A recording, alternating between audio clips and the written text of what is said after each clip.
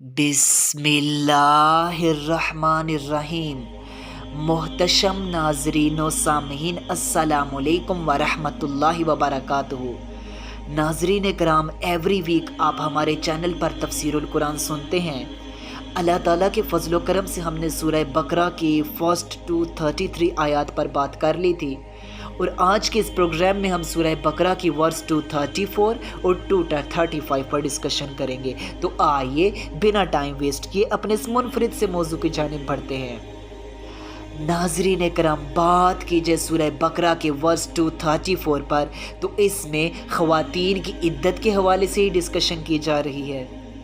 जैसा कि आपको मालूम है कि हमने इसी सूरत के वर्स 229 में भी इद्दत के हवाले से डिस्कशन की, लेकिन ये जो वर्स 234 है इसमें उन ख़वातीन की इद्दत बयान की जा रही है जिनके हस्बैंड, जिनके शोहर की डेथ हो चुकी है, का वफ़ात हो चुकी है।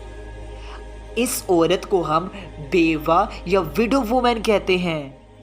अब जो औरत बेवा हो चुकी है, उसके हस्बैंड की डेथ हो चुकी है, उसकी जो इद्दत है वो 4 माह 10 दिन होगी जब उसका शोहर चांद की पहली तारीख को फोत हो। अदरवाइज अगर हम इसको एग्जैक्ट फिगर्स में काउंट करें तो ये 130 डेज बनते हैं और ये हर औरत के लिए पूरी करना लाजमी है, चाहे उसने सेक्सुअल रिलेशनशिप कायम किया हो या ना कायम किया हो, चाहे वो नाबालिगा हो, चाहे वो बूढ़ी हो। हर औरत के लिए 130 डेज पूरे करना लाजिम है। हाँ, अलबत्ता जो प्रेग्नेंट वुमेन्स हैं उनके लिए ये हुक्म नहीं। प्रेग्नेंट वुमेन की जो इद्दत है वो डिलीवरी के टाइम तक है, जैसा कि हमने पहले भी बयान की।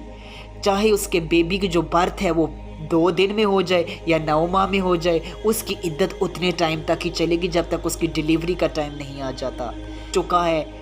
हमने जो अपनी साइकोलॉजी, अपना माइंड सेट है, उसे इस्तेमाल करके कुरान के जो हुक्म है उसे पसे पुश्त डाल दिया और इद्दत के हवाले से नित नई बातें हमने ईजाद कर ली हैं। इधर कुछ इम्पोर्टेंट प्रॉब्लम्स याद रखिए जो दौरान इद्दत, जो इद्दत के लिहाज से हर औरत को मालूम होना ज़रूरी है। नाजरीन इकराम, सबसे पहली जो बात है वो इद्दत वफ़ात में औरत के लिए मेकअप करना, ज़ेबो ज़ीनत करना, हत्ता कि सुरमा तक लगाना भी जायज़ नहीं है और औरत अपने हस्बैंड के मकान से किसी और जगह मुंतकिल होने की भी औरत के लिए इजाज़त नहीं। हाँ, अगर वो कुछ केसेस ऐसे हैं जिनमें उसे घर से बाहर जाने की इजाज़त दी गई है, वो आप अपने इलाके के जो मुस्तनिद, जो अथेंटिक, जो अच्छे किस्म के स्कॉलर्स हैं, जो मुफ्तियान कराम हैं, उनसे आप पूछिए कि वो किन हालत मजबूरी, किन सूरतों में घर से बाहर जा सकती है। अदरवाइज़ उसके लिए घर से बाहर जाना जायज़ ही नहीं है। अलबत्ता अगर औरत तलाक़ रजी की इद्दत गुजार रही हो तो इसमें मेकअप करना औरत के लिए ममनू नहीं है। हाँ, तलाक़ बाइना की इद्दत में इख्तलाफ पाया जाता है कि क्या इसमें मेकअप करना जायज़ है या नहीं, तो इसमें उलमा के दरमियान इख्तलाफ पाया जाता है। नाज़रीन कराम, वो औरत जो इद्दत गुजार चुकी हो उसके बाद वो बेशक मेकअप करे, ज़ेबो ज़ीनत इख्तियार करे और औलिया की इजाज़त से, मुशावरत से किसी और जगह निकाह कर ले और इसके निकाह में कोई हर्ज नहीं। इसलिए इसके औलिया को भी मना किया गया, इसको रोके नहीं, इसको बल्कि इस मामले में सपोर्ट करें। नाज़रीन कराम, इसके बाद वर्स नंबर 235 की रोशनी में कुछ डिस्कशन की जाए तो जो बेवा औरतें हैं या इसके अलावा जिन औरतों को 3 तलाक़ें मिल चुकी हैं यानी कि तलाक़ बाइना, इनके मुतालिक कहा जा रहा है कि इद्दत के दौरान इनसे इशारे किनाए में तुम निकाह का पैगाम दे सकते हो। यानी कि औरत इद्दा में है तो उसको इशारे किनाए से आप निकाह का पैगाम देना चाहते हैं तो ठीक। फॉर एग्ज़ाम्पल आप कहें कि मेरा इरादा शादी करने का है या मैं नेक औरत से शादी करना चाहता हूँ या ये बहुत नेक औरत है, लेकिन उनसे कोई खुफिया वादा मत करो और ना इद्दत गुज़रने से कबल जो मुतलका औरत है या बेवा औरत है वो दौरान इद्दत है, इद्दत के दौरान उससे निकाह करना भी हराम है।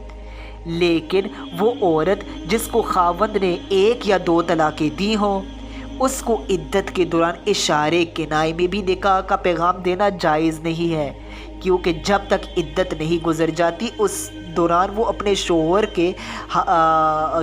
کے ہی نکاح میں ہے، ممکن ہے کہ اس کا ہسبینڈ اس سے رجوع کر لے۔